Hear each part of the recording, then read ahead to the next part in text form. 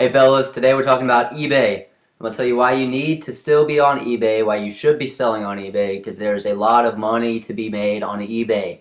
I know they got a new director and they have fees or whatever and stupid rules now, but you can still make a ton of money on eBay. Okay? I mean, it's like you have a commercial broadcast to the world. You don't have to worry about getting targeted traffic to a place where you're going to sell your crap. It's eBay. Everyone goes there. They get thousands of views a day, okay? You need to be on eBay. Now, I'm sure a lot of you sell stuff around your house, some random junk, and that's all fine and dandy until you run out of stuff, okay? That's when, if you want to actually make a profitable eBay business, you're going to have to do, buying and reselling, you know? You're going to have to go buy stuff. It's called an initial investment. And if you're scared of that, leave. It's not going to be a big investment, but, it's going to be some.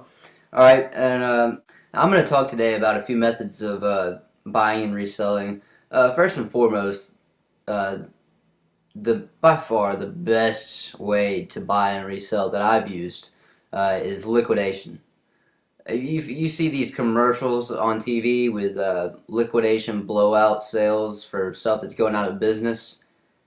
You got to take advantage of that stuff. You got to go to those places and find these crazy deals. You can get stuff for like 60 to 80% off.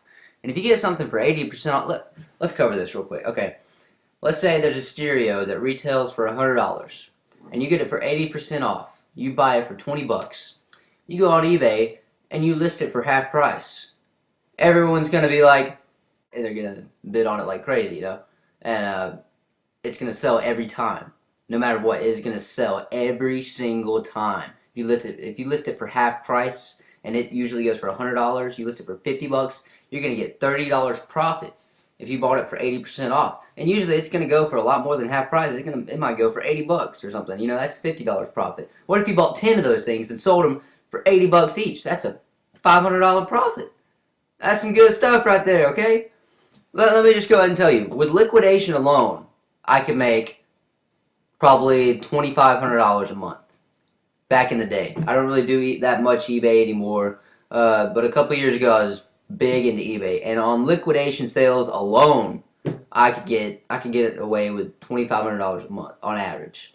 Now, before you run off to some liquidation sale, you need to go online and look at what they're selling, how cheap you're going to be able to get it.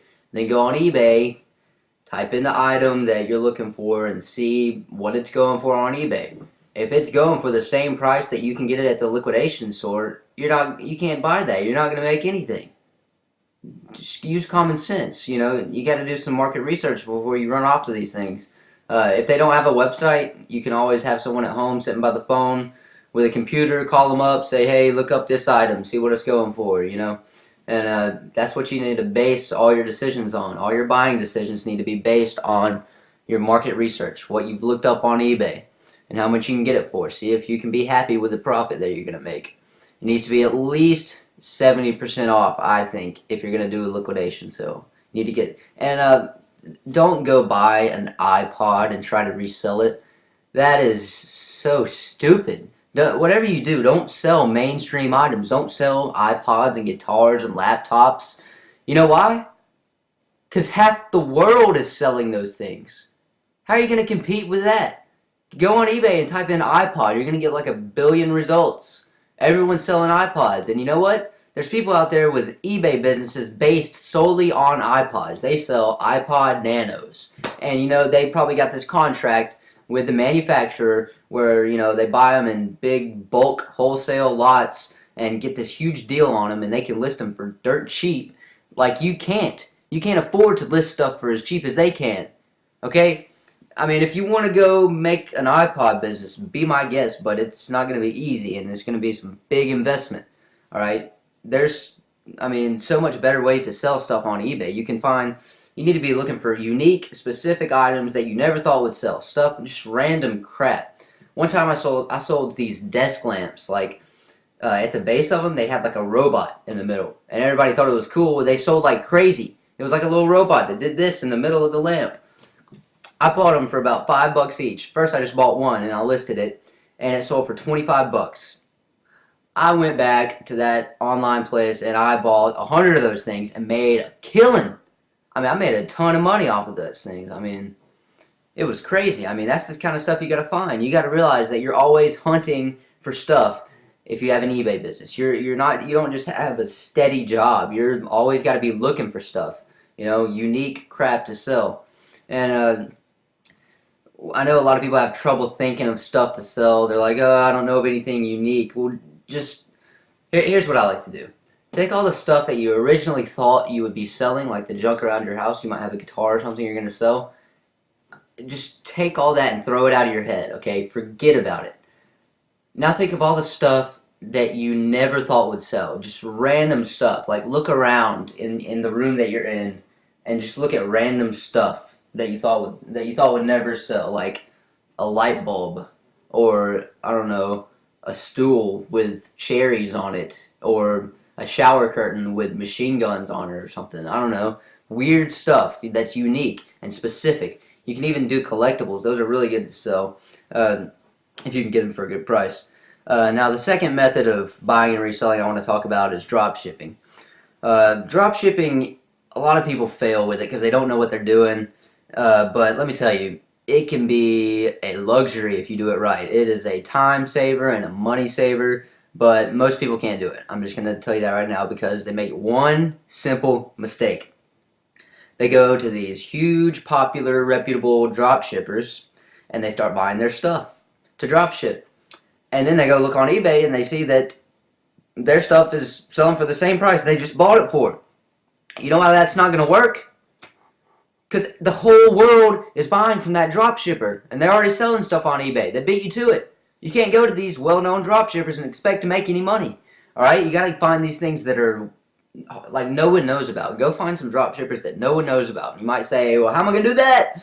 Go to Google, type in a product plus drop shipper, go to like the 1000th page of results, and look for stuff that's in the dark, stuff that no one's ever heard about. If you can't do that, you can always call up a company that has really good deals and ask if they'll drop ship for you. Say there's like an importer. Importers are a good place to get some cheap stuff, Contact one of those guys. Say, hey, I sell stuff on eBay. Would you be willing to drop ship for me? You know what drop shipping is, right? It's where, a company will warehouse your products, put them in a separate inventory, and when you make a sale, you send them the address and they ship it for you for like a $5 fee, which is a deal, because shipping costs more than that usually if you can get it for a $5 fee, which that's what I used to do. I used to charge $5, or I used to pay $5 for if they would drop ship my stuff. Whenever I was working out the little contracts or whatever, and so that's a great way to make a lot of money on eBay with a lot less time because you're not having to ship stuff. Another thing is refurbished goods. That stuff can do very well. If you go to a retail store, go to an online retail store, go to their refurbished section, they're going to have all this crap that's used and they probably won't be able to sell it, so it's going to be for a cheap price. Go ahead and buy that stuff. First look it up, see if you can get a profit. Always just look things up on eBay, see how much it's going for, see if it's selling or not, and see if you can make a profit from it. If you can, great, get some. Now, before you start selling, you need to get your feedback. Your eBay feedback needs to get up because that'll raise your prices like crazy. People will know that you're reputable, they'll know that you're trustworthy, that you're a good seller, and it's vital to your success on eBay. I mean, the easiest way to get it up, just let me go and tell you, is not by selling. You don't need to just start selling stuff and get it up like that. Take $20 and go buy a ton of ebooks, like 60, 70 cent ebooks, just a ton of them, from different sellers each. Make sure it's from a different seller so you can give feedback each time. Once you buy it for like 60 cents, give them positive feedback, they'll give you positive feedback. If you do like 30 of those, you're going to have 30 positive feedback, and that's going to look really good when you're selling stuff. People are going to know that you're a good seller, you're not going to scam them or something, and it's really a good reassurance, for the buyer. It's going to let them bid a lot higher.